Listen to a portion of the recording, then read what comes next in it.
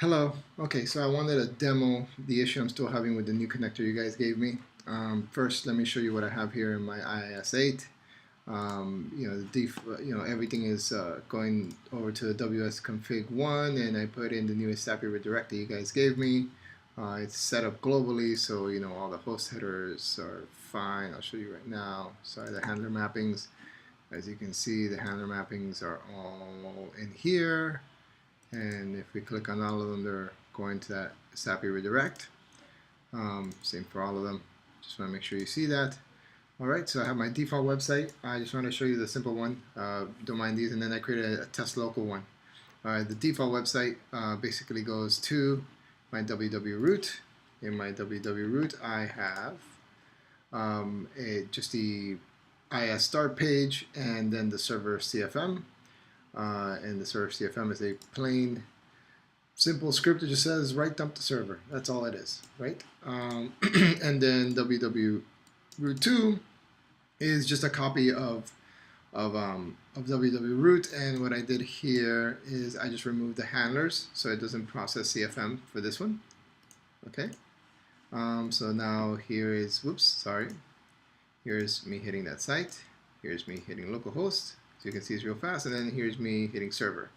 So what I want to do here is let's just create a virtual directory, any virtual directory, right? So let me just say add virtual directory, test. I'm going to browse anywhere and just kind of point it anywhere I want.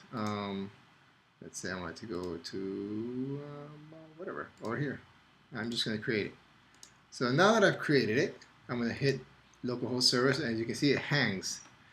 And it's just sitting there hanging. And not only that, but it also does it to my regular pages. Now the other site, still working fine. No problem. It's just particular to this one site. It's still hanging, still hanging. So I'm going to go to the application pool and I'm going to say, you know what, this is the application pool for this one. As you can see here. Sorry. It's a default app pool. So let's go in here and let's stop the app pool so we can see that this happens. And now let's try to start the app pool, and we get this error. And this is happening also once you gave me the new DLL.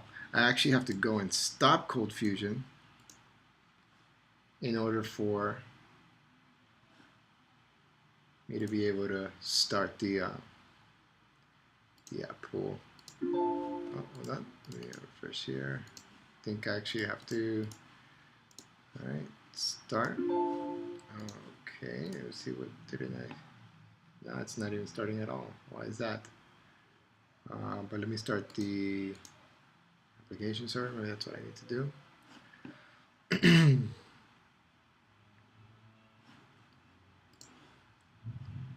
All right. Oh, I still get that. I have to do an IIS reset. Let's see, as ColdFusion just kind of takes its time starting up. It's not very graceful in the startup. But as you can see, this window, this still works. No problem here. Of course, we have our source unavailable here. Waiting for ColdFusion to start. I believe it started already. There we go. Let me try to start my app pool. All right. Exception. All right, let me reset IIS. See, it'll also hang for a while. There we go.